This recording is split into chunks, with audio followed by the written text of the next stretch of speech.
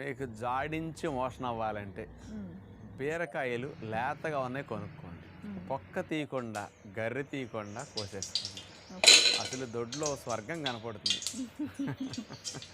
అందుకని మలబద్ధకాన్ని తొలగించుకోవడం చాలా మంచిది. అట్లాగే కొంచెం బీరకాయ ముదిరింది అనుకోండి, బీరకాయ రోటి పచ్చడి చేసుకుని చట్నీ తినేసేది.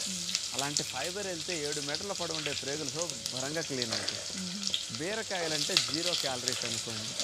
1/2 కేజీ కూర తిన్నా అందులో ఏమీ క్యాలరీస్ ఉండవు, ఏదో 13-14 క్యాలరీలే కదండి.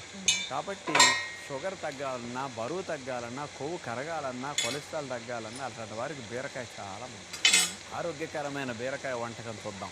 బీరకాయ పెరుగు కూర తయారు చేయడానికి కావాల్సిన పదార్థాలు: బీరకాయ చక్రాలు 250 గ్రాములు, పెరుగు 1/2 కప్, కొబ్బరి తురుము 1/2 కప్, పచ్చిమిరపకాయ ముక్కలు 1/2 కప్, మజ్జిగ 2 టేబుల్